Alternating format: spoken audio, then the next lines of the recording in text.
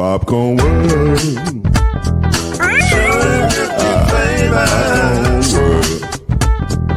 Popcorn World. Yeah.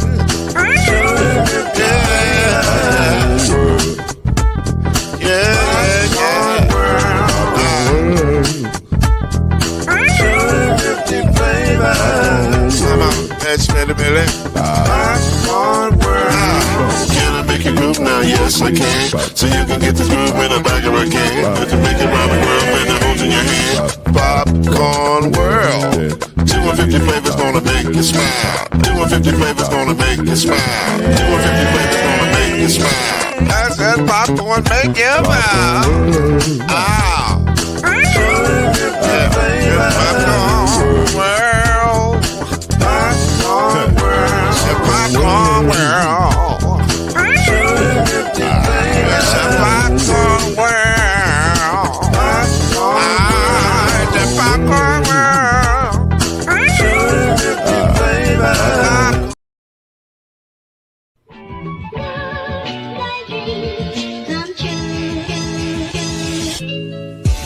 Now it's time for Believe in the ACC with our starting lineup.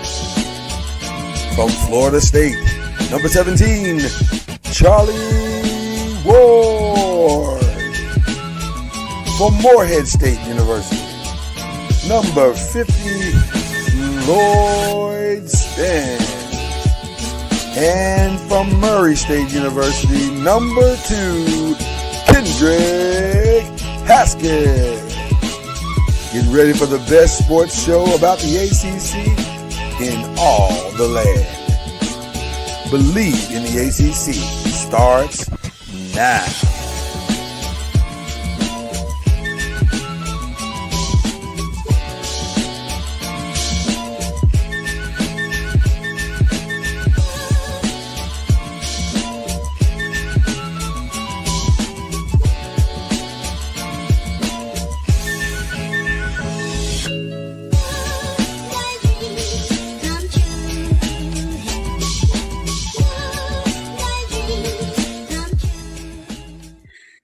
You know, it's frustrating sometimes. First of all, Happy New Year to everybody.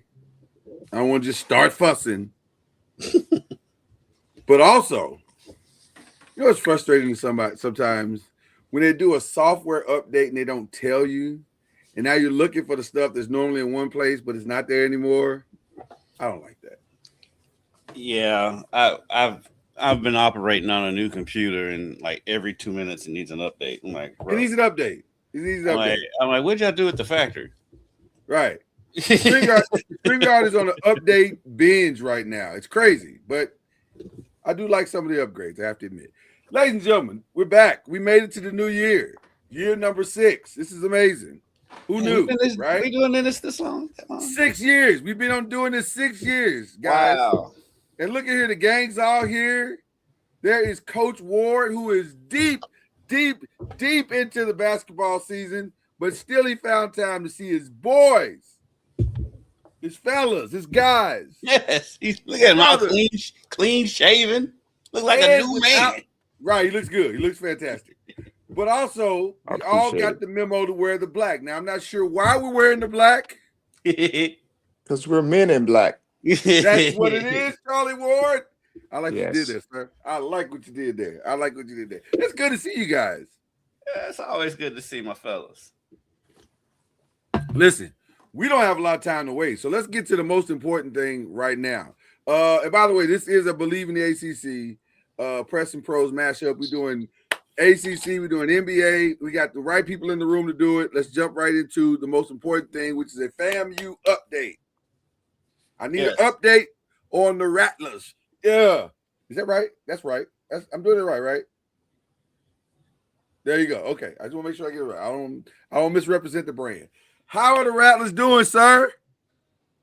We're but more importantly, how do you think they're doing? There you go. That's a better question. I mean, of course, we're not where we want to be.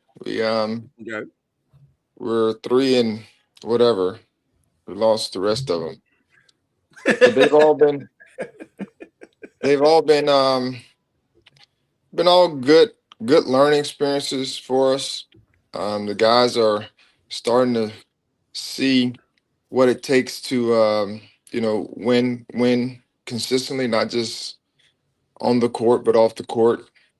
And we had a tough loss the other night against Bethune at their place, which Okay. was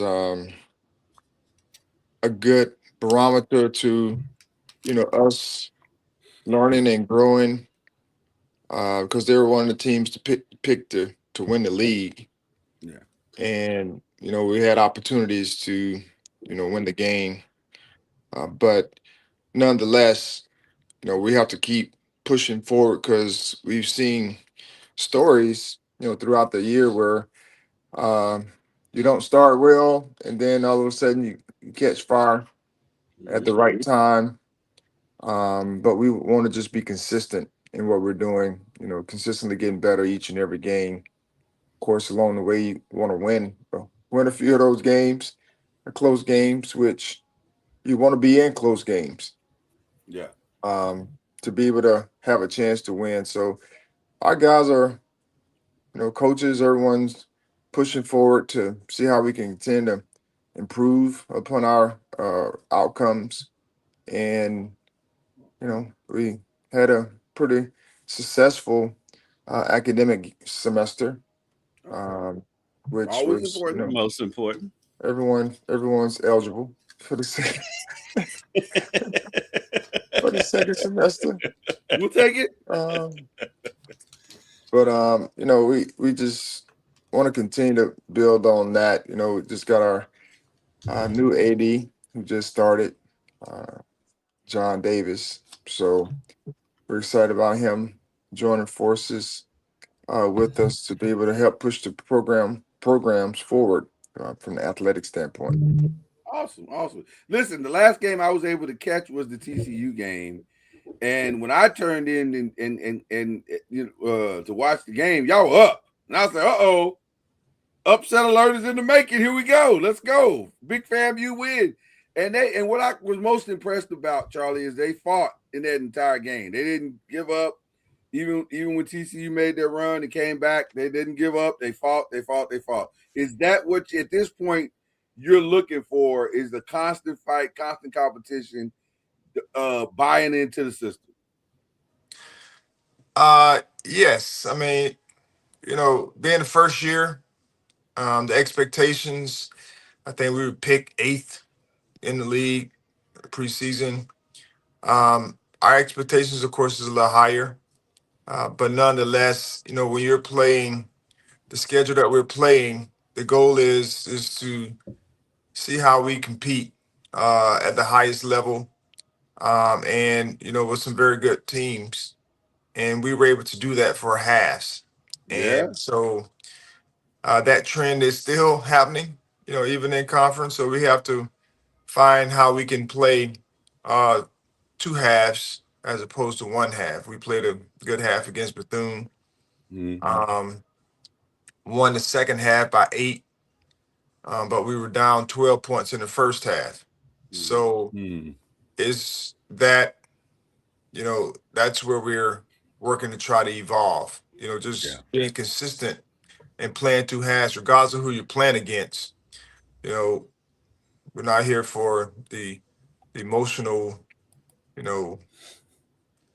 oh, y'all play hard. Yeah. Almost, that only gets you so far. So we want to be consistent in what we're doing, and we'll get there. It's always a journey, and guys are starting to see it, and they're starting to get hungry for it. So that's good. That's good. When you see how TCU performed at Kansas the other night, they probably should have won that game. Can you show that to your team and look, this is how close we were to beating this team? Yeah. Well, there are a lot of those teams. And we know, the teams we play in the non-conference, a lot of them are, top 25, or are playing well. So, or going to be a top team in their league, whether it's Conference USA, or whatever it may be, American. They're going to be one of the top teams in their league. UCF, beat Kansas, I think, the other night. And so, all those things go back to, we challenged ourselves to see what it looks like. We had some good moments. Weren't able to, of course, win the games, but find little wins within those games is what you're building towards, and being able to show that, the guys being able to see it. At the end of the day, you want to go out and compete, regardless of whose name is on the jersey.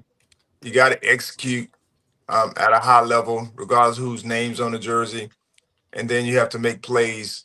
And then we got to make sure that we're preparing properly by challenging them in practice, challenging them, off the field, off the court, with things that they're doing academically. Bringing them together as a team. So we're working to try to make sure we do our part as coaches to provide a culture and environment where it can thrive, not just on the court, but off the court as well. Well, first of all, let me just tell you, we're super proud that you have mastered coach speak in the college level. You are awesome. You sound good, brother. I'm going to tell you that right off the top. I'm tell you that right off the top. Second of all, I got you a little gift for Christmas, and that is I will be seeing you, sir, on the 17th when you make your appearance here in the city that I live in. Oh, that's right. There's no way you're going to be able to come to this city and I can't see my guy. So I'm going to pull up on you, Charlie. We'll be there, Arkansas Pine Bluff. That's right. That's right. He'll be here to take on the Golden Lions. But I will be donned in FAMU gear in support of my brother. I will not abandon you in your time of need. So there you go. I appreciate that. What a treat for you, Charlie. I know. There you go. There you go. I got that present last summer. Right. Now, let me say this. If you win, then you and the AD gonna have to figure out how to get me to travel. I don't know how you're gonna pull that off. Y'all work that out. I'll be looking for my own NIL deal. Well, you gonna be like the cat for Bowling Green. I'm just saying. Or like Mother G. Maybe I'm Father NOIZ. G. You know what I'm saying? Well, Sister G, I'm Father NOIZ. I'll just travel around, blessing the team, and getting you wins. That'll be my goal. You gonna walk around with some holy water. Holy water. Hey, listen, it worked for the Steelers. Worked for the Steelers. It did. Whoever it was, somebody intervened on that one. Yeah. I was gonna say, man, that's just regular old water. What were y'all doing over there? Got that out the faucet. You got that out the faucet before you pulled up in the game. You ain't fooled nobody, Father. Okay. That was fun. That was fun. Congratulations, Charlie. This is an exciting time for you and the Rattlers and for the entire FAMU nation. Let's get into some other stuff that's going on. There's this little thing called the college football playoffs that's happening tonight. And we are an ACC team. Let me just say this. In my lifetime, I have never been more conflicted about a football game than this one. Because the ACC and me obviously wants Miami to win. We want Miami to win this game and prove to the world that the ACC belongs. We all want that. Mm-hmm. However, the petty in me wants Ole Miss to win this game so they can look right in the camera and laugh in Lane Kiffin's face. So I don't know how I feel. I would like to ask the two of you, how do you feel? I mean, I'm kind of the same way. It's like I'm rooting for Miami because they are in the ACC and it's a good story. This is a crazy game when the crazy Final Four when like three of the four, the fourth best story is an Oregon team who's been here more than the other three teams over the last decade and a half. Right. And they're the least interesting out of the four. But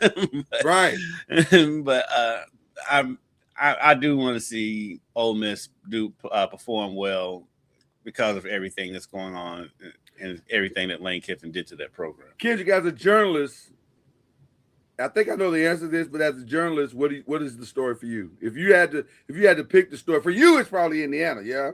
Yeah. Now, Yeah. question. I have a question because and this is a question that you can ask the sports director of Wave 3 News. If Indiana wins, what does the sports director do? Go to Miami next week. Means I probably won't be on the show because I'll probably be on a flight to Miami next week. Well, I was gonna say, listen. Well, hold on, because listen, if Wave 3 would like to do a mashup, I'm down. I am super down to make that trip to Miami. Let me just throw that out there. Because I think because the game is on a Monday, so I would imagine the festivities probably start on Friday morning. Oh, so yeah, we would fly down on Thursday. Yeah, it's gonna be crazy. If a peek behind the curtain, it was pretty funny to me. The other day, we got an email from the college football playoff system asking all the IU media to quit trying to credential for the national championship game already. Because you can't do it yet. You technically can't do that. Yeah, technically you have to wait. I'm like, but I understand. I do understand the excitement, but like, yes, I do understand. Yeah, can't do that. Well, listen, you can't fault them. They've never been here before. This is new. This is all new territory. Usually, they've already moved on to basketball by now. So this is all new territory. Shout out to the basketball team. They've won 4 straight and 2-0 to start the Big Ten conference. They're doing great. They're doing great. They're doing great. Charlie, who are you rooting for in this game? I'd like to see Miami win. Very similar to you guys. I mean, I'd like to see Miami win as we talk about the ACC. And, they have a team in the Final Four. So this Final Four is kind of represented by multiple conferences. So even though 2 conferences try to dominate the whole field, Exactly. but there are multiple conferences, being represented. And I'm glad the ACC is one of them. And it just goes to show you sometimes, whether you have one team in or 5 teams in, it doesn't matter which conference you come from, it's the makeup of the team. Right. And so we got to get to a point where that's not the issue. I mean, that's not who's driving the bus. Like let's put everybody on the bus to making decisions. Because I heard someone the other day talk about changes through the playoff system, and then having the SEC and the Big Ten vote on it. And I'm like, what are we talking about? Right. Changes. How the 2 commissioners in the Big Ten, like the SEC, vote on it? I'm like, what are we talking about? Mm. I mean, there are other people playing these games, other conferences playing these games. Yeah. So everybody should be coming to the table to talk through the changes or whatever the change is going to be. But I'm just happy for Miami being there. I know their defense has carried them throughout, and the offense has done enough to make things happen, to get them to where they are, and they have the explosiveness to be able to put up points as well, just like the other night. Enough points, I should say. But I would love to see Ole Miss, stick it to Kiffin the way he's been very petty. But I understand Kiffin still, because he has another job he's doing. And he's trying to make sure that gets off to the right start as well. Mm-hmm. So I totally get it and understand it. But you made a decision. And when you make decisions, you have to be willing to live with whatever the consequences are. And, just at this time, I don't know what the latest is. I kind of heard some things, but I didn't know what the latest was with the coaches coaching. I heard that maybe trying to pull them, or I don't know. But I think only 2 of them are remaining. I know 2 of them are going to do the other. Charlie Weiss Jr. is staying to call the offense for Ole Miss, and then I think the running back coach, I think it is. It's one other coach, and the rest of them are going back to Baton Rouge. But Charlie, I want to echo something you just said because I feel the exact same way. I feel no sympathy for Lane Kiffin whatsoever, and I do not absolve him of this because he chose this. This didn't have to be. Now I get it. Oh, he wanted a better job, making more money. I totally understand that. But raise your hand if you think Lane Kiffin was not going to get more money staying at Ole Miss if he took them to a national championship game. Exactly. So Right. he chose this. So I'm sorry. I don't feel bad for him. I don't feel bad for LSU. And by the way, this is also the petty in me. I hope this is very Brian Kelly-esque. Well, it's kind of similar. It's very similar. It seems like the same old two story. high-profile coaches coming from high-profile programs who've never really won anything. who couldn't win because he didn't have the resources. Right. Yeah. So the only grace I can give Lane in this case is because how stupid the college football calendar is. That the calendar is the reason why we're in this predicament in the first place, because their calendar is so out of whack. I keep hearing people say that, but the truth is, yes and no. Yes, the calendar's out of whack, but also he didn't have to do this. He could have stayed right where he was and kept winning in the program that he built to go to the national championship. Listen, a lot of times I get it. We're all trying to give a grace to people, and people deserve grace, except when they are the one responsible for their own misery. Lane, this is on you, baby. This is on you. You could have stayed right where you are, and we wouldn't be even talking about this. You know what we'd be talking about? Wow, Lane Kiffin finally broke it. He broke through after all these years. And guess what? You break through this year, you win the national championship, they pay you even more. If you want to leave the next year, they pay you even more. So I guess this is more about me being tired of hearing Lane Kiffin deserves. No, he doesn't. He did this to himself. So, and Lane, he burns every bridge he crosses, and so the fact that it ended this way is not a shock. And it'll do. It'll happen to LSU. The ending at LSU will be something catastrophic. You don't think if Kalen DeBoer would have decided to go to Alabama, or going to Michigan, they wouldn't have called Lane Kiffin and said, "Hey man, I know you just pulled up at LSU, but how about coming to the team you've always wanted to coach at?" They totally would have.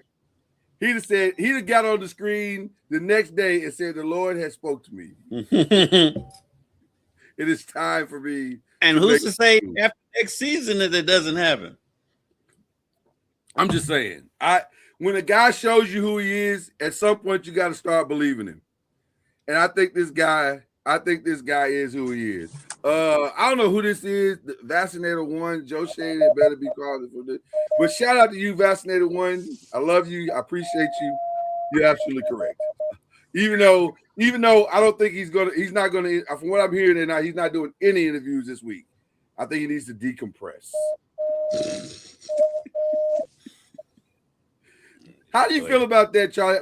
We're all over the place this morning. But before we get to the next game, how do you feel about Harbaugh since this guy brought it in? No, you're doing good, Vaccinated One, because listen, it's always time to talk about the Giants. How do you feel about Harbaugh being let go after 18 years? And was that the right decision? Because in situations like this, there has to be a fall guy. Yeah, I don't. It may be good for Harbaugh because it probably can give him a better start somewhere else. Mm-hmm. Because after 18 years at one place, some things started to become stagnant. And especially in this day and age, everyone is looking for something fresh and new and what have you. So I think it's a good for both. I agree. Because now he can go somewhere and kind of start anew and build them to a winner. Very similar to, like, of course you have to find the right team. You got to have the right quarterback, and those types of things, and the right support system to be able to make it happen. But I think I think it's good because when you're at a place for a long time, you get stagnant, they get stagnant at some point. And in this day and age, I mean, sometimes it's good. They're going to let you go if you're not winning at a high level or how they feel like you should be winning, because they feel like they can go get somebody else that's new and can help elevate the team. Now, who that is, I have no clue, but he should be able to get a new job. Oh yeah, he'll get a new job immediately. He'll be picking. I agree with you, Charlie. I think it's just it's good for both sides. Get a fresh start for both sides. It's not to discredit him at all. He's a great coach. We know he's a great coach. It's just like Charlie said, sometimes he gets stagnant, especially 18 years, especially at the pro level, because it ain't like college where players literally leave every year now. And so they don't get tired of your message because even if they're there all 4 years, it's only 4 years. Whereas in the NFL, if you're there for 18 years, like Lamar Jackson, he's been there, 7-8 years now. And that's a long time to hear the same message. And I think that you guys both said that I completely agree. The stagnation, that's really, really important, because once people stop believing in your message, then it's impossible to get that back. Especially if they tune it out. They may not necessarily not believe it, but they tune it out. They start to tune it out. Yeah, absolutely. All right, let's get back to the college game. The one that may be even more fascinating or equally as fascinating as Ole Miss and Miami is Oregon, Indiana Part 2. And it's Part 2 because they played already. And it did not go well for Oregon, though it was close, but it really wasn't, because Indiana really dominated that game. Yeah. And they did it on the road, which leads me to believe, in my humble opinion, that we're going to probably get more of the same. Like, I don't see... Maybe Oregon will come with this new inspired thing but the people of Indiana are the same. Like, they are the same players who are even more motivated because they're playing for not only a national championship, but an undefeated season and a movie that is going to write itself. So your thoughts on Oregon, Indiana, gentlemen? Well, there's a couple storylines here. Of course, one being Oregon's offense and defensive coordinators are head coaches somewhere else. Right. And so it'll be interesting to see.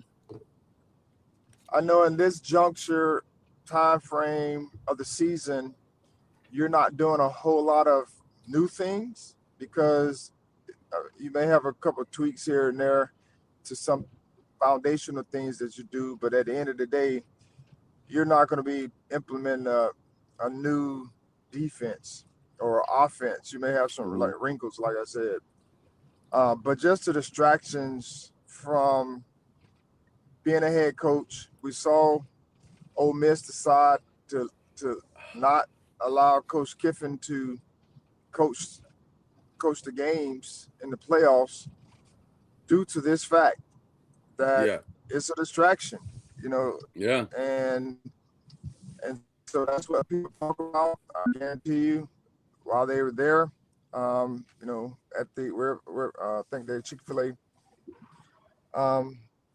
Peach Bowl, they had to address those questions, and their time was divided for these last couple of weeks, and it's not easy.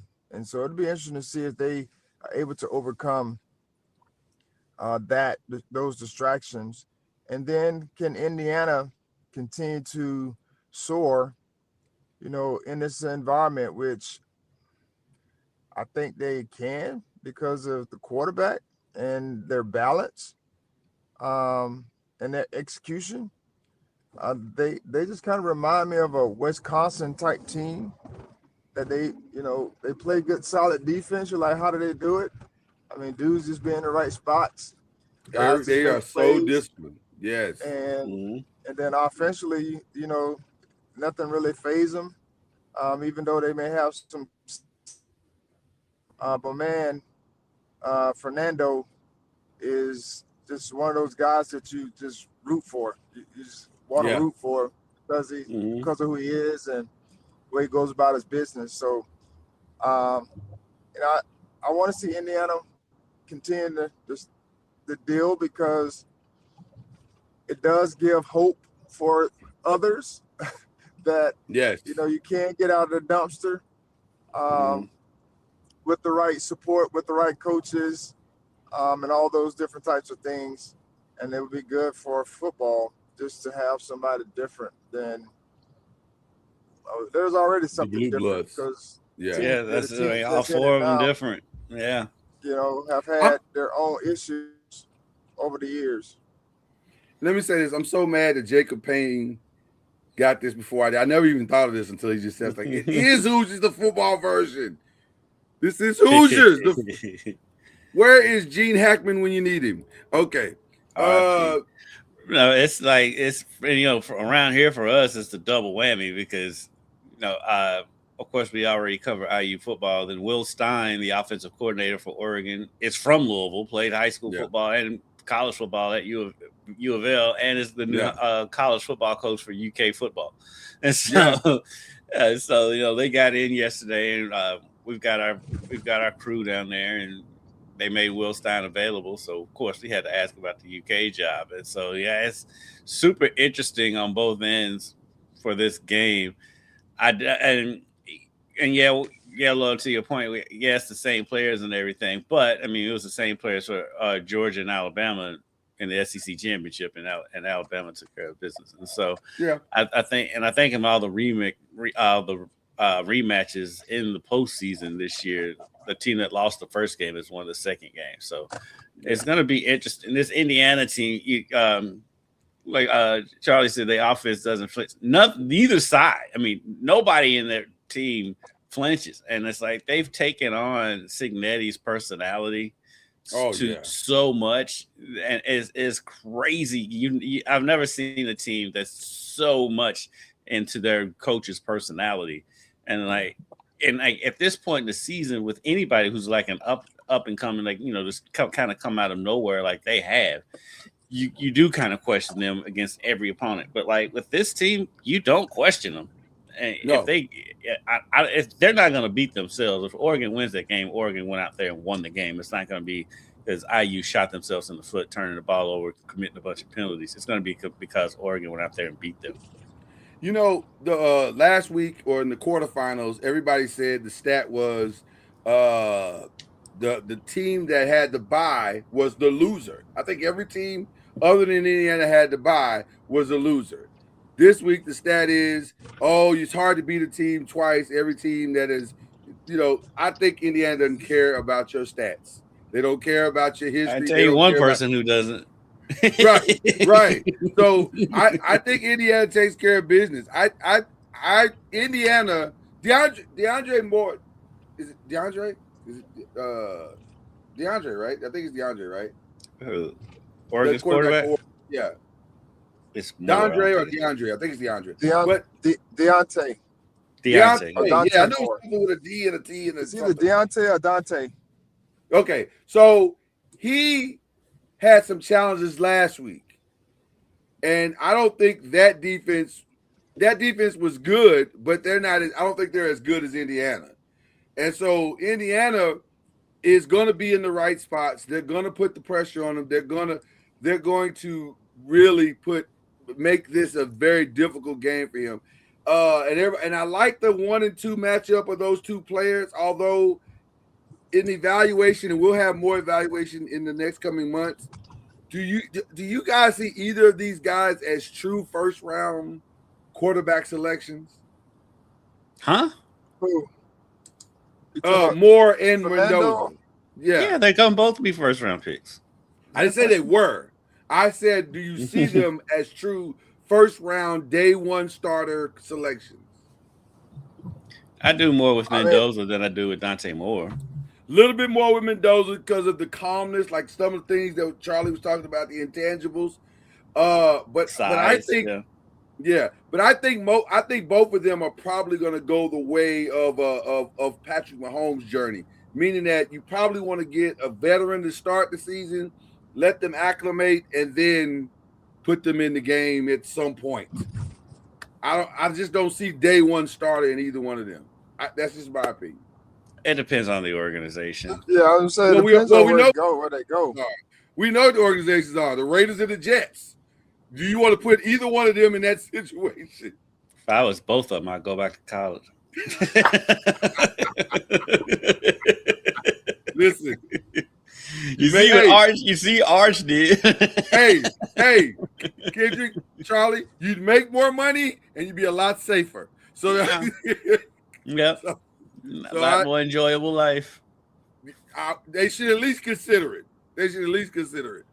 So, but one of the really Fernando Mendoza doesn't fit the Raiders' personality to me. Like he is the complete opposite of everything that the Raiders have been historically. He's I don't see that kind of edge in him. He should want to go somewhere else. I mean, not. I mean, everyone should. But he won't slip through the cracks though. He's gonna go number one. If barring some weird trade that we don't see coming out. Now here's what's interesting about this. These two are the number 1 and 2 quarterbacks being picked in the draft. Now here's what's interesting though. There are some things out there that could potentially happen. In that there's a Tua, there's a Kyler Murray, if you want to take that risk as if you're the Raiders or the Jets. And it would be the most Jet and Raider thing to do is to take that risk. And they could trade because both of them have so many needs. You got to ask yourself, is it worth it to take those two guys when you still have 15 other things you need to do? I think with the Jets, I think you go ahead and do it. If the Raiders, I can see, Keep in mind the Jets did not get an interception at all. How is that possible? How is that even possible? I was laughing at Levitar the other day because they're a Miami-based show, and it's like, how is that possible when they played Tua twice? Tua gonna give you 3. Tua gonna give you 3. If I'm the Jets, I do go ahead and draft the quarterback. The Raiders, you can make it work another year with Geno. If you put if you can address your offensive line needs, and your defensive line or whatever, but with the Jets, they're a complete blank slate. There's no glimmer of hope. So Fields didn't have a good year this year. They've already. He got benched in like week 7, I think. They've already given him his one-way ticket out the door. They've announced it. They could not be more done with Fields if they tried. They announced it like 3 weeks ago. Hey, we will not be resigning this dude. He is no longer part of our long-term plans. Yeah, they are done with the Justin Fields business. Now, having said that, I think there's still a place for Justin Fields in the NFL. It's just not a quarterback. I think it is. Look at the organizations he's played for. One of those organizations is the number 2 seed or 3 seed in the because they totally flipped their organization. Look who was there when he was there. I agree. I agree, but I'm just saying. Okay, so do you think Justin could have thrived in that system under that head coach? I don't think he'd be benched. I don't think he'd be as good as Kalen is, but I think he'd be fine. If he had that coach, he'd still be the quarterback for the Bears, I think. Okay. All right.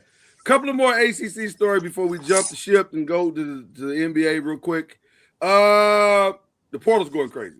This is insane. This is the most ridiculous. First of all, it's a nightmare if you're a journalist right now. It's a nightmare. It's way too many things going on. Matter of fact, I got Jody. Jody Dimlin. Yes. Shout out to Jody.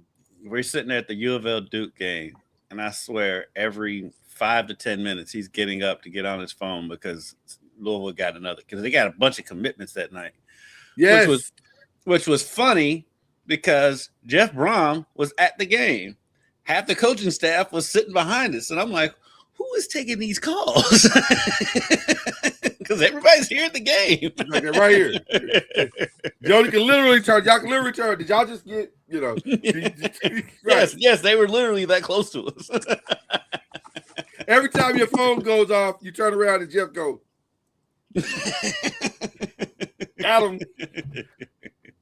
It's a madhouse right now in the portal. The kid at Washington, I think, the Washington's trying to sue the kid or something. They need to sue that kid. Why do you say that? I'm not as familiar. I just knew he was getting sued. But what's the whole story? He agreed to terms and then hit the transfer portal. So he basically got his money, then hit the transfer portal. Oh, he got his money. Yeah, they're suing him for that money. Oh yeah, you got to get that money back, player. You can't do that. You can't. Mm-hmm. Yeah, you can't just be taking money all willy nilly. So that's to me, that's one of the biggest problems. Mm-hmm. Is it's I was talking to someone yesterday, and it's like it's gone from one extreme to the other extreme, where during our time we were very restrictive on the players or the student athletes, being able to move or do whatever. Restrictive meaning, there were consequences for it. There were no you just go wherever you want. Right. To now where, you can sign here and, you get a signing bonus, and then you're like, well, somebody gonna give me a bigger signing bonus, so I'm just gonna flip my commitment and go over there. And I'm like, there has to be a happy median somewhere where there are rules, there are regulations, and different things that hold people accountable. And it's gotten to a point now where the student athletes are just go for what like how I'm feeling today. Oh, okay, I can just flip. I can do those things are people's prerogative. But I know if you're a coach or administrator or somewhere else, if you sign a contract, there's a buyout, for that contract. Yeah. And, you're just not picking up and walking out. There's a compensation for it. That's what I mean. Like, if you're going to do something, there has to be some consequences to it, as opposed to me just, I don't feel like getting out of the bed today. So I'm just going to stay in the bed, even though I know I got a job and all those types of things. I just, how do I feel today? I'm just going to make it happen. That's what I wanted to say, Charlie. Right now, it's fantasy football with no waiver wire. You just get the player you want, or the player does what he wants, and there's no consequence. But we need to get back to real life. You can't just accept money and not do your job, people. That's not how it works. That's the thing that has come with this portal transfer. So much of it is just so stupid and just so non-commonsensical. It's so stupid. It's crazy. It's so crazy. Dumb. Yes, it's so crazy. So rather than give you guys any reports of anything portal yet, we're just gonna wait till the dust settles. I don't do it because I can do that stuff all day, every day in my sportscast. Right. And I'm like, look, I'm not doing this stuff. I don't do recruit. Let me know when they are on the field. When the dust settles, we'll give you a smaller update of the top players. On media day in August. Exactly. Some interesting things going on in ACC basketball real quick. Just great game the other night with Duke and Louisville. Louisville's going to probably struggle. I think the theme of their season so far is we need Mikal. Like until he comes back and they can play. It's bigger than that. Right. Oh, you think it's bigger than that? Yeah. Really? They would have lost that game if Mikal was there or not. You think so? Their problems are not in the backcourt. Their problems are up front. Their Their front court is not aggressive enough for me at all. I am not impressed. Like they don't have as much dog in the front court as they have in the back. And those guys got to really, really start to step up. Now where Michael would have helped the other night is because Duke was able to put Sarr over on Conwell, and his length and size gave Conwell probably pretty much shut him down in the second half. And if you have Michael out there, that kind of alleviates that a little bit. And it's Michael. Yeah. Okay. And so Michael. Yeah, Michael. And so Michael. And so it alleviates that, but that wasn't going to stop Boozer from doing whatever he wanted to do down low. Here's what I think, though, and I don't completely disagree, but I'll say this: it is different. Michael is the one pure shooter they have. Like he's not streaky. He can shoot, flat out shoot the ball. Now Conwell's that. Well, Conwell is too, but I think when you have them both, Conwell's a better shooter than Michael. But yeah, I get what you're saying. Yeah, Michael's a better scorer. He's a better scorer, but Conwell's a better shooter. But the reason why I say it matters is because with Michael, he can score on 3 levels, and that's what opens up the court for everybody else. They don't have that guy now. It's either Conwell shoots and he hits, and everybody else might get a shot. And they just shot well in the first half. They shot incredibly well in the first half. Hit 10 threes. But they don't have that other guy that can break down the defense on all levels. He's the only one. And they got once he gets back, I think it'll be better. But it's an interesting season for them. But Duke is good. Listen, the ACC is going to be there in the end. That's the one thing I think we're finding out real quick. Duke is good. Louisville's good. Virginia's the story of the league. Virginia might be low-key the best team in the league. I don't know. We're early, but they might be. They're really good. They're the story of the league, coming from what happened to them last year. They're the story of the league. I don't know if they're best team yet because their schedule hasn't been the most formidable, but I think they're the story of the league, given where they were at this point last season. Where they were, exactly. So it's going to be interesting to see what happens. I don't know if Charlie's had time to keep up with his Seminoles and what they've been doing. Are you keeping up with your Seminoles, Charlie? A little bit. I saw they had a tough loss the other night against Duke. I didn't get a chance to watch it, but I saw where they played well, competitive, which is good. They shoot a lot of threes. Tough loss against Duke. Yeah, I know. I mean, that seems to be the story of the season for those that are playing against Duke. They find ways to win. That Duke whistle is a thing. Oh no! Listen. Let's be clear. Duke fans get mad and sensitive about it, but look, when you see that game up close. Now, granted, I'm not going to be one that says that Louisville lost that game because of officiating. They did. They lost that game because Duke made adjustments on defense. They quit giving up wide open threes, and they forced Louisville into a lot of bad turnovers. I give Duke, the players, coach, staff, all the credit in the world. But the Duke whistle is a thing. It is a thing. It is real. Very, very real. All right. Let's jump over into the pros. We're now into the other show with our special guest, Charlie Ward. Okay. Our legitimate pro. Our legitimate pro. Right. Normally it's just press. Today we legitimately have press and pros. Okay. Press and the big weird trade went down last night. And let me just say this. I feel a way about this trade, but not in the way that you might think I feel. Shout out to Trae Young, who looked at the landscape of NBA basketball and said, when I saw that sentence, I thought of you instantly, but I was busy, so I couldn't text you. I was thinking, that's a sentence that's never been uttered in the history of the NBA. No one has ever said out loud, you know where I'd like to go? The Washington Wizards. It's never happened. But shout out to Trae Young, who saw an opportunity, was like, you know what? Y'all got something I want. He made a business. Well, two things you got. You got two things I want: more shots and more money. He's going to max out immediately. Can they max him out though? Yes. Okay. I thought Atlanta was the only team that can max him out.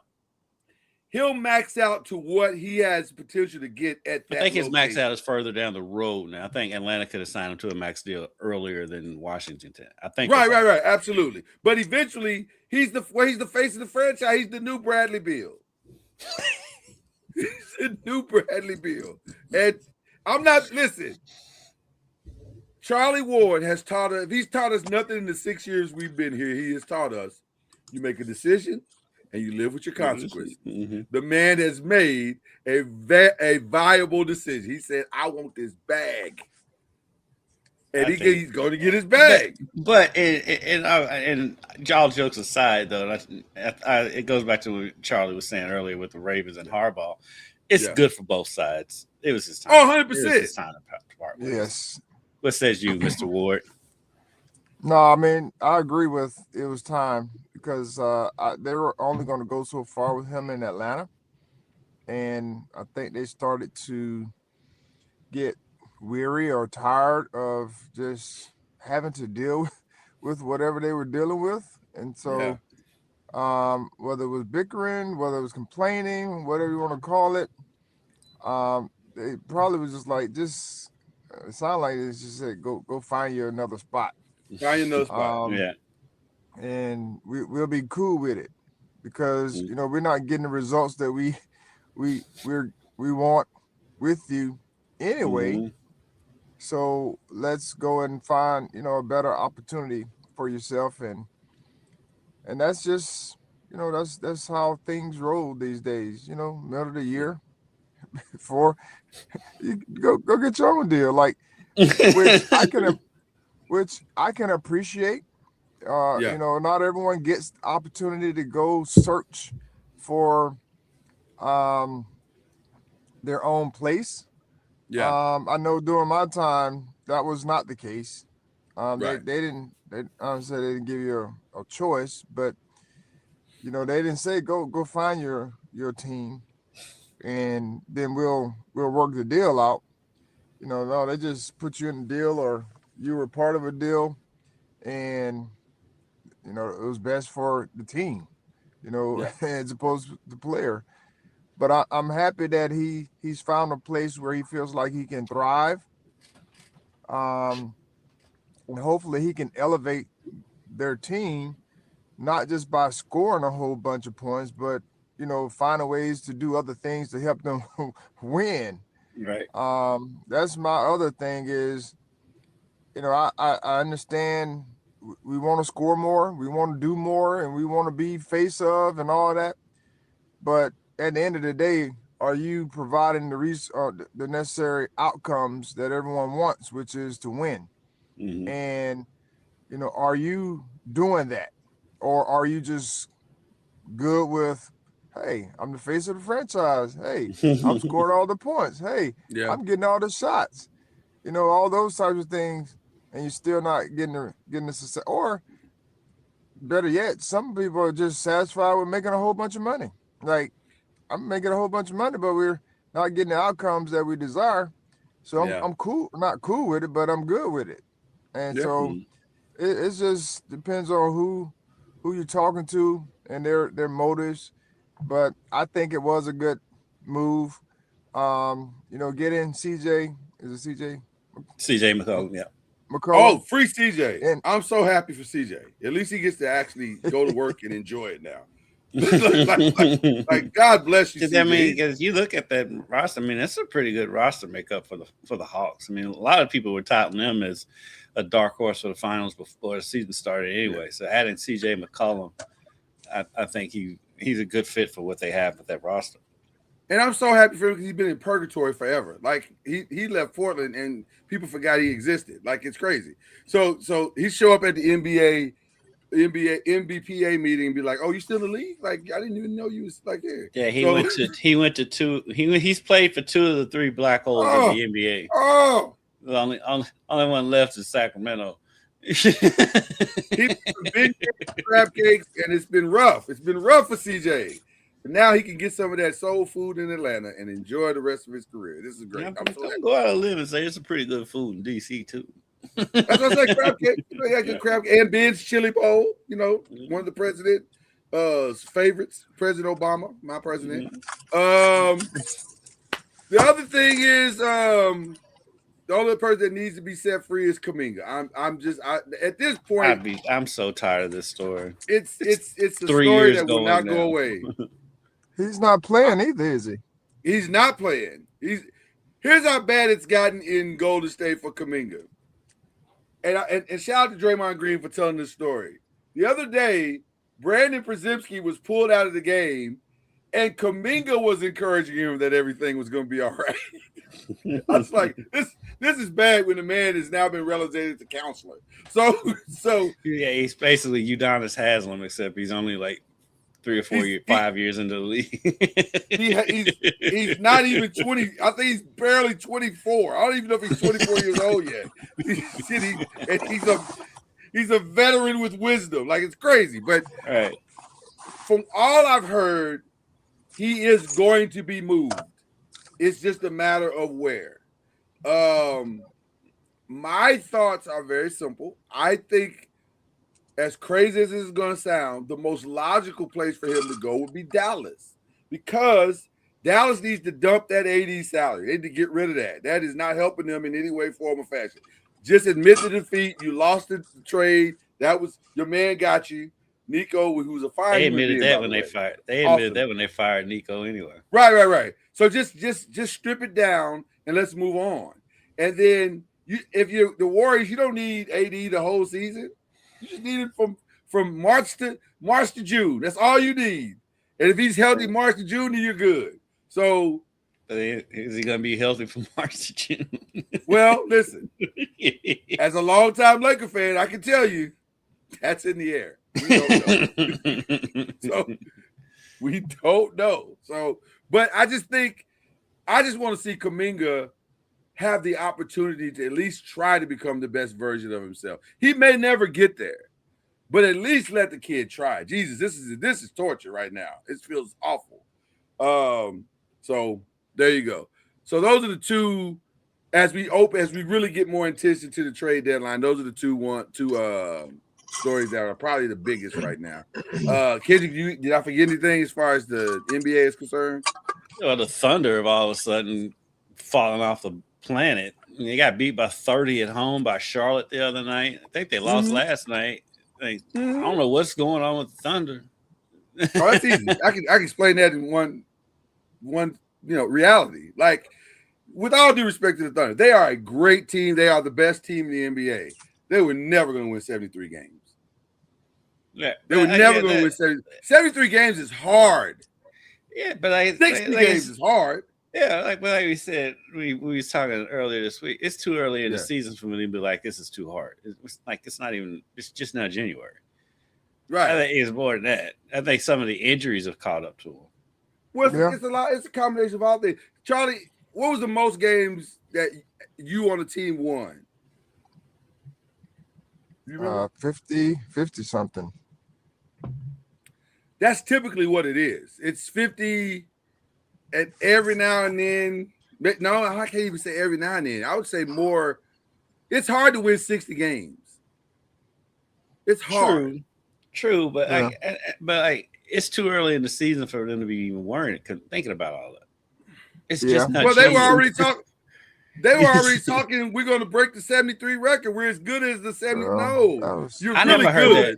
I never heard that. That wasn't the players. I didn't hear that come from them. That was other people talking about where they were and how they were playing at the time, because they were playing well. And they were what, 30-1 or something like that.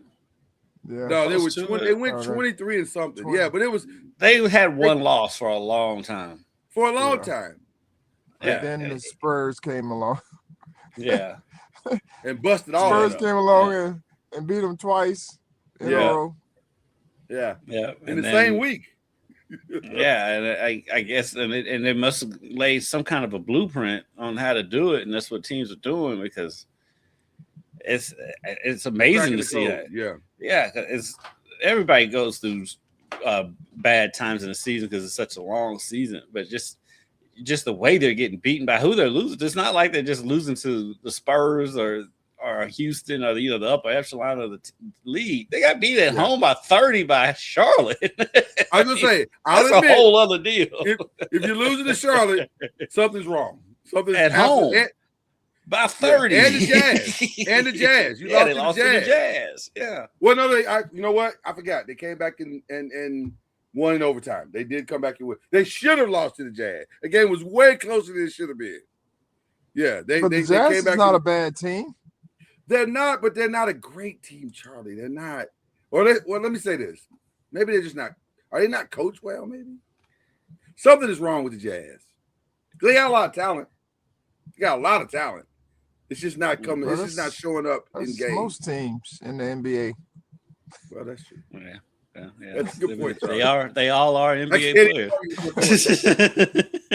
That is a good point, Charlie. That's a great point. But yeah, using the Charlotte, who looks like they're trying to dump salary as well. That's just their organization. This is what they do. To close out Press and Pros today, I'm gonna throw out some names, and you tell me if they're gonna make it through the trade deadline or not. LaMelo Ball. Where is he now? With Charlotte. He's in Charlotte still for the time being, but there's been a lot of talk about LaMelo Ball. And there's healthy? several teams that need point guards, and he's healthy and playing well. Actually, I can see him being moved.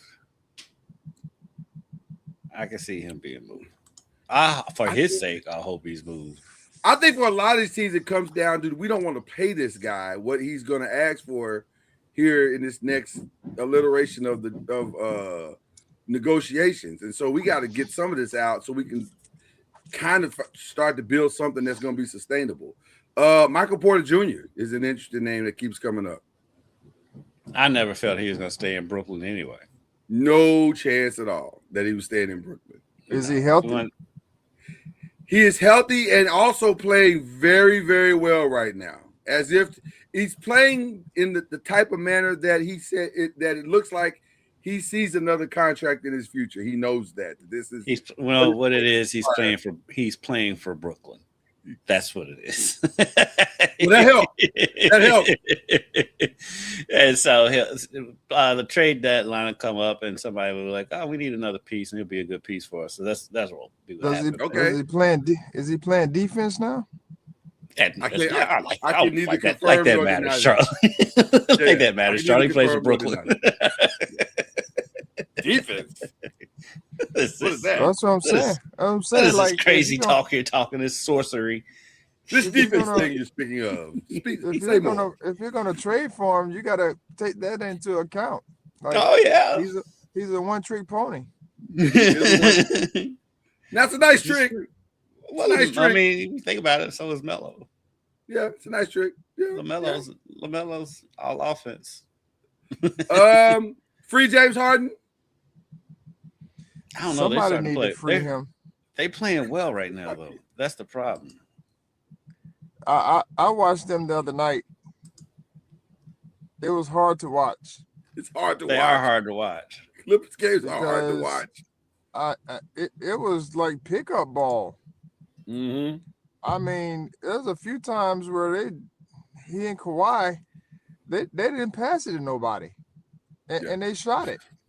Yeah, with 18 seconds on the clock, with several seconds left, plenty of time on the clock. Just.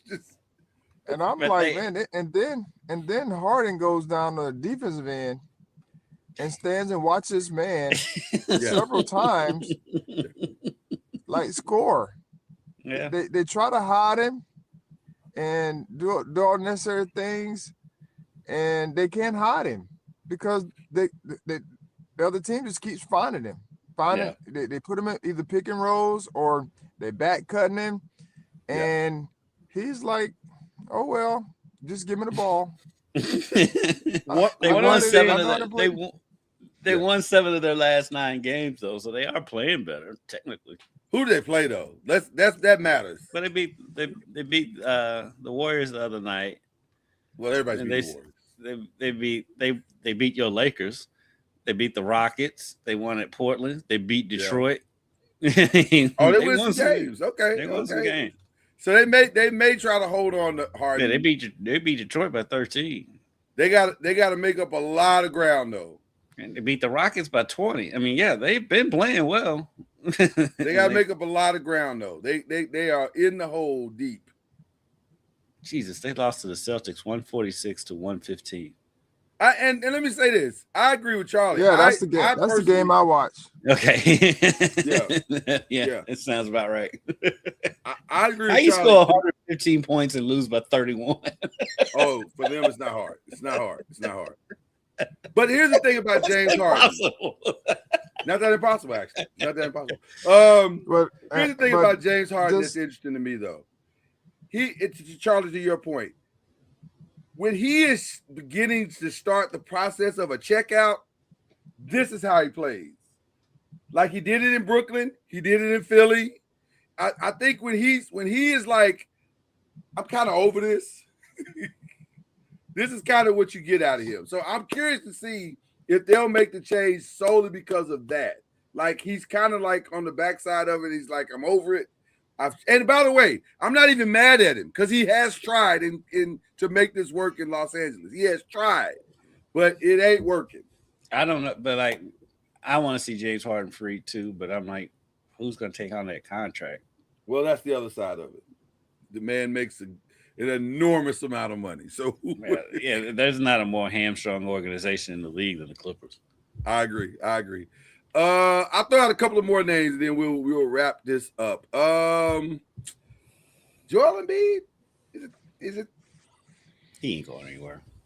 That dude played with no socks the other day. I think it's time. Like it feels like he has lost his way. He played with no Charlie, socks. have you ever played with no socks? Who did that? Joel Embiid played with no socks the other day. He rolled out there with leggings and no socks. Oh, Did he play though? I'm sure he had some. He played. I'm sure the he whole had some footy. He probably had some footies on. No footies. Nothing peaked above the shoe in footy level. That's what I'm saying.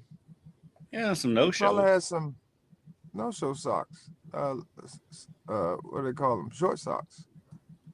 But normally, when you're low and low cuts, the no-shows at least will peak above the shoe just a little bit. Nothing. If you go back and look at the camera, there were no socks. It looked like he had on no socks. It was crazy. I think he had on socks. I said, this dude is wild. He is really in his own world right now. Maybe he was going back to his roots. You know what, Charlie? I'm not joining that. I'm not going to join that. They've won 4 of their last 5, and they're at the Magic tomorrow, so he stays. Yeah, he scored 28 points last night. Okay, all right. This was the Wizards, but I mean, yeah, this feels inevitable already. But AD, yeah, he's gonna get traded. If he stay healthy. I mean, he's been traded 3 times now, and he ain't never been healthy. Actually, he's only been traded twice because he got traded from the Pelicans to the Lakers and from the Lakers to Dallas. But he's never really been healthy. I can see, but like he's a talent though that everybody's gonna look at me like I can make it. I can change him. Well, I don't know if it's so much that I can change him as much as if he's healthy, he can change us. And by the way, they're 100% correct. Whoever trades for him is 100% correct. When he's healthy, he is a franchise-changing player. However, those days are few and far between. That's really the problem. It's just, it's not happening. Okay. I don't have a lot of the rest of the stuff other than this is award season. And I'm excited for one of my favorite movies because they seem to be doing well so far. In that city. I don't know if either one of you saw the movie Sinners. Phenomenal movie. I haven't seen it. Phenomenal. No. And by the way, not a horror fan at all. Not a horror fan at all. I am not. That is a phenomenally written movie. Shout out to Ryan Coogler and Michael B. Jordan. Michael B. Jordan's performance is insanely good. But it's a great movie. But fun fact that I just found out the other night, and this is for all my gospel music fans out there. The mother of Miles Canton, the young man that plays in Sinners, is a young lady that's synonymous with gospel greatness by the name of Timothy Figueroa. I had no idea, but she showed up hugging this kid the other day. I'm like, oh, Timothy knows. Wait, that's his mama? What? What's going on? But that explains his enormous talent. The kid is a phenomenal talent. But shout out to Miles Canton and his mother, Timothy Figueroa, who I did not know that was his mom. So there you go. But listen, great movie. I would recommend anyone seeing it. It's not exactly what you think it is. It's better than what you might think it is. It's really, really, really good. So there you go. That's all the rest of the stuff I got. I don't have anything else. I'm good. Do you have anything? No, I'm good. Okay, all right. So then we give our shout outs. Who we shouting out today, gentlemen? Gotta start with Coach Junior. Yeah, I gotta start with Coach Junior because it's usually a Seminole. Yeah, I miss your Seminole shout outs. I really do. We need. I haven't had much to shout out. I don't know. Shout out to my wife. She's the best. So I have a walk-in closet that was not walk-in, a ball. Okay. And so she went in and she likes to clean clutter. So she went in and cleaned up my closet. And so now is walk-in the bull. Nice. So it's a walk-in closet again. And so I'm just grateful for her. And all that she does, that part, and she's also running our foundation, the Champions Ranch, doing all the work, leg work for that. So she's a hero. Nice. That's awesome. Very, very cool. Very, very cool. All right. Kid, shout out, brother. I'll shout out Fern Creek High School coach Josh Abel, the football coach. He just stepped down from the position. He's served the school and served the team well over the years. Never could quite get over that hump. It's hard to find a quarterback. But his defenses and running game was always on point, and he just stepped down last week. And he's always been good to me whenever I need anything. So just shout out to Coach Abel and congratulations and good luck to you going forward, whatever that future holds. Awesome. Listen, I have 3 great shout outs, people. The first one I want to give to the forgotten quarterback of last year's draft, Tyler Shuck. No one thought much of him. Matter of fact, the only person that really believed in him was the New Orleans Saints and Louis Riddick. That's the list. Yeah. But these last 5 or 6 games, or 8 games rather, he went, I think, 5-3 or 5-4, or 9 games, 5-4. That's not bad for a rookie. And I think they had won 3 straight. They won 3 straight before the last one. They won 3 straight before the last, and were competitive in the last one. So I want to give a shout out to him. I think he has locked that position down, and he will be their quarterback going forward. So shout out to Tyler Shuck. Just for giggles, shout out to David Ortiz, Big Papi, who was the first person out last night in The Masked Singer. It was hilarious to see Big Papi in one of them big old gigantic costumes. And his song was Turned Down for What? And there were no lyrics. He just shouted us for 2.5 minutes. And it was fantastic. I loved every second of it. Whenever I see promos for that show, I'm like, who watches that show? And like, there's the one. I'm a girl dad. I watch girl dad stuff. This is what happens. But I love it because I get to spend time with my girls, so I'm not even mad. But it was hilarious. I laughed the entire time. And then I have a melancholy shout out to one of the greatest gospel artists of all time, the great Richard Smallwood. Man, I don't know if you know Kendrick, but Richard is one of one. Okay, he's one of one. I remember the first time I tried to learn. He has a song called Angels, and I tried to learn this song as a musician. One of the hardest songs, because he's the first true gospel artist that mixed gospel and classical stuff together and made it work like seamlessly. And most gospel musicians, when you were trying to learn a Richard Smallwood song, you sat there at the piano for a few minutes, regardless of your talent level. You were like, okay, now what just happened? Like, why did you do that? Like, structurally, it was a challenge. But he was brilliant. He was absolutely brilliant. And from Total Praise to Jesus, You're the Center of My Joy, to I love the Whitney Houston classic, I Love the Lord, He Heard My Cry. He just was one of one. And he will be tremendously missed in the gospel community. So we send light and love to Richard Smallwood. We use the word legend lightly and maybe too loosely sometimes, but Richard was truly a legend in the gospel music arena. So there you go. Those to him and his family. Do you have any Richard Smallwood songs, Charlie or Kendrick, that you remember? Total Praise is the one everybody goes to. Yeah, right. That's the one that everyone goes to. But of course, I grew up on Richard Smallwood. And his, I sat there and watched a lot of his concerts on tape. Yeah. Yes. That is hilarious. Oh, tape is hilarious. Videotape. Yeah. Richard is a true genius. So, because they used to have the VHS tapes of Oh, the yeah. concerts. Mm-hmm. Oh, yeah. Oh, yeah. Oh, yeah. Everybody had those VHS tapes growing up.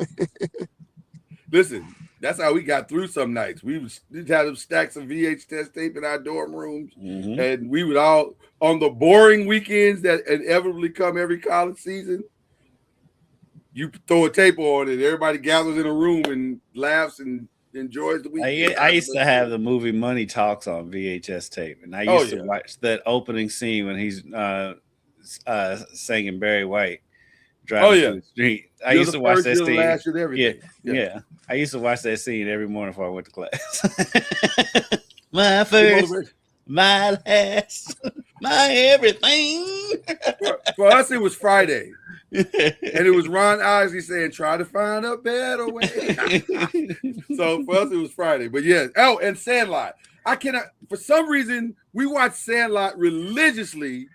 It was like a drug, but we watched Sandlot all the time.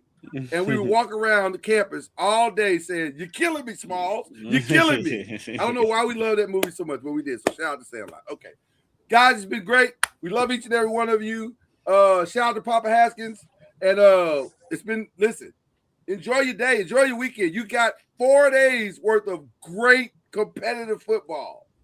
So get your ribs together and whatever else you're going to eat and enjoy it. All right? And that's what we always say at the end I of actually got 5 because there's a Monday night playoff. There's a Monday night game. It's 5. I think it's goofy. That's not fair to us. I don't get that either. That's just what the greed of the NFL. Yeah. All right. With all that being said, cue the whistle.